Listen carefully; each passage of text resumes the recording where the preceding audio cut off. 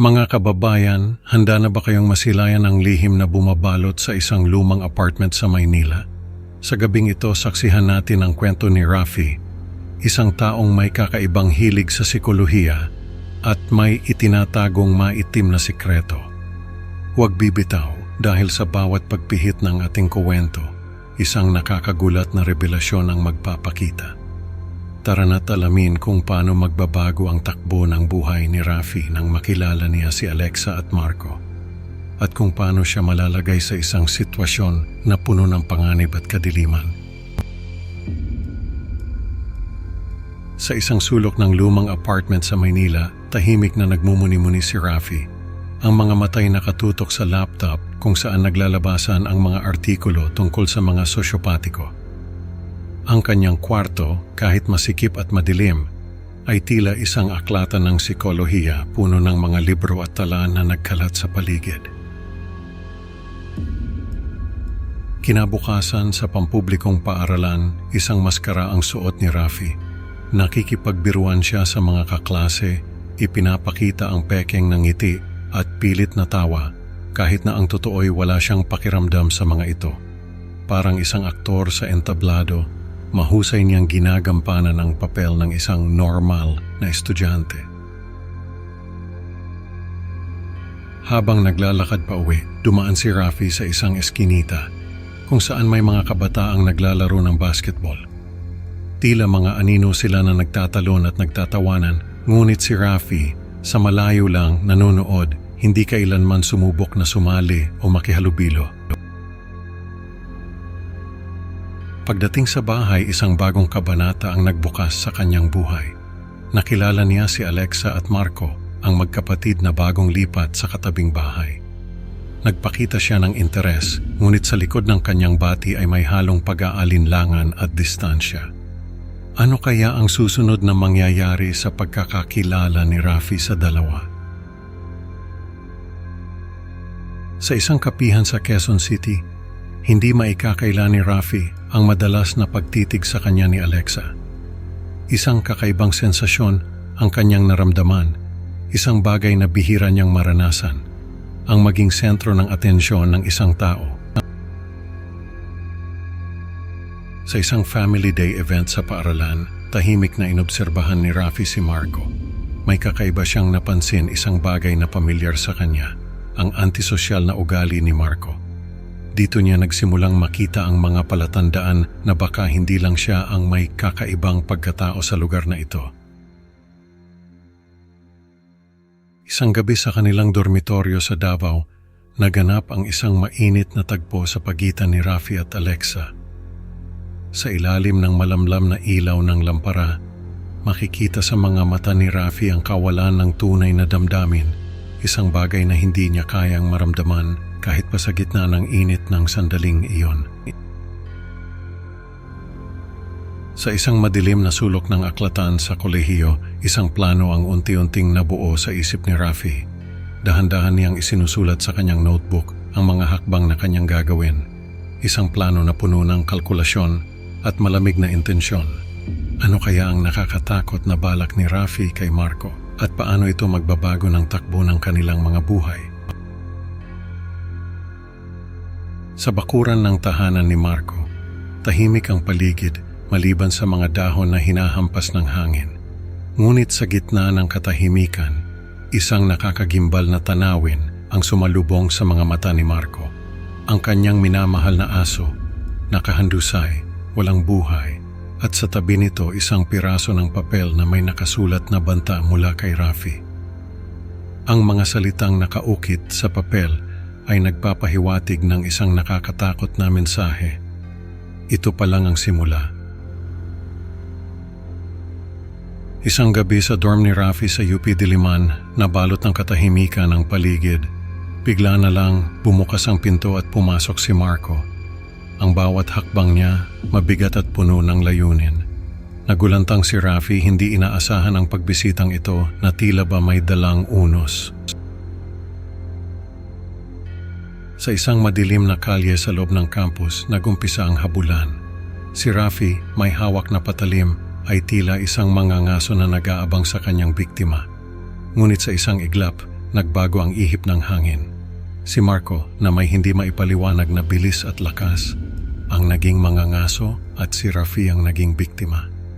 Ang takot ngayon ay kumakalat sa kanyang mga ugat habang siya ay tumatakbo para sa kanyang buhay. Sa isang bakanteng lote nagharap ang dalawa.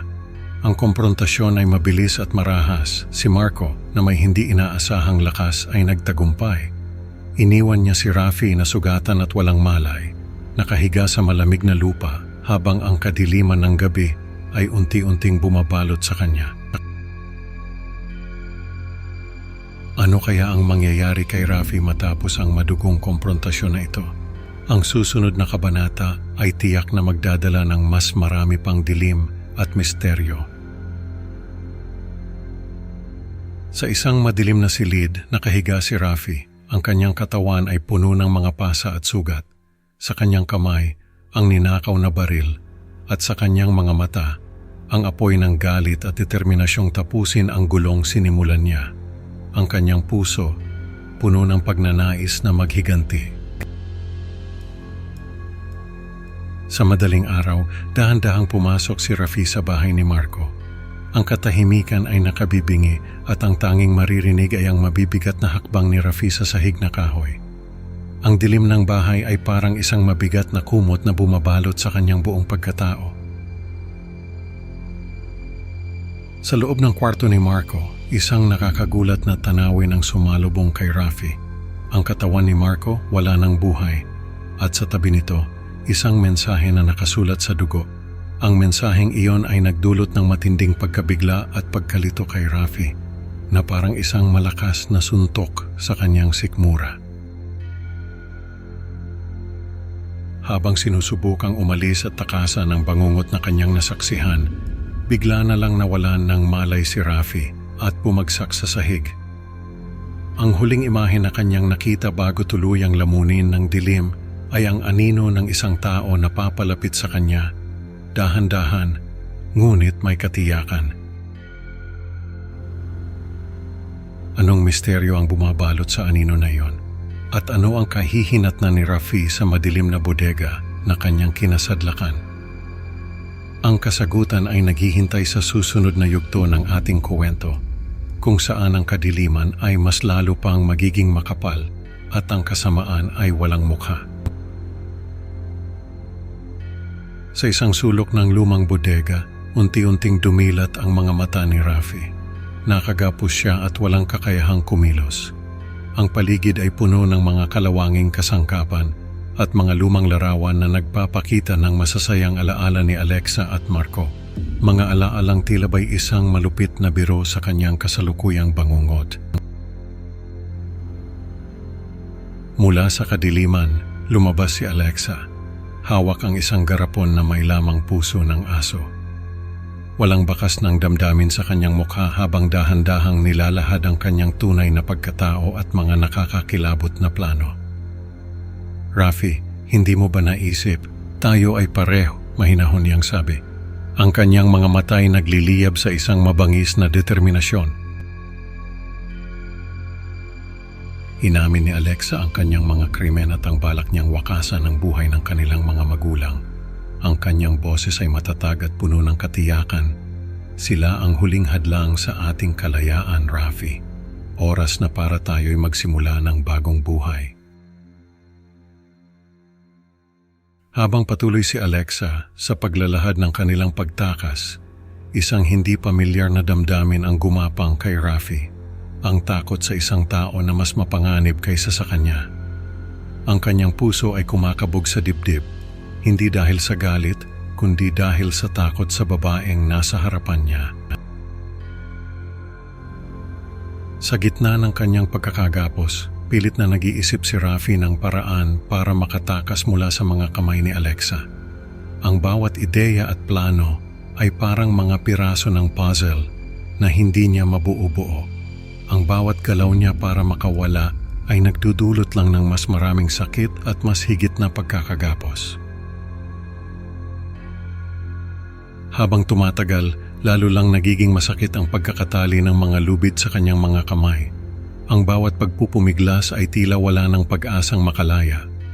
Ang tanging kasama niya ay ang nakakabinging katahimikan ng bodega na paminsan-minsan ay nababasag ng mga yabag ni Alexa. Sa huling tagpo, nakatitig si Rafi sa kisame ng bodega. Ang kanyang mga matay namumugto sa luha at takot. Sa paglayo ni Alexa, pitpit ang mga plano para sa isang kinabukasan na puno ng kawalan ng katiyakan. Naiwan siyang nag-iisa, nakagapos at walang magawa. At habang lumalayo ang mga yabag ni Alexa, isang tanong ang umalingaw-ngaw sa isip ni Rafi. Paano siya makakaligtas mula sa kamay ng babaeng minsan niyang inakalang kakampi, ngunit ngayon ay siyang magiging dahilan ng kanyang pagbagsak? Sa huli, natutunan ni Rafi na ang tunay na kasamaan ay hindi lamang nasa mga libro, kundi maaari ring mabuhay sa puso ng mga taong hindi mo inaasahan. Mga ka-Creepy Pinoy, salamat sa pakikinig. Huwag kalimutang mag-like at mag-subscribe sa Creepy Pinoy Stories para sa mas marami pang nakakakilabot na kwento. Excited na akong makasama kayo sa susunod na upload. At sa inyong pagtulog ngayong gabi, mag-ingat. Baka ang anino sa sulok ng iyong kwarto ay may dalang lihim na katulad ni Alexa. Good night at huwag papatayin ang ilaw.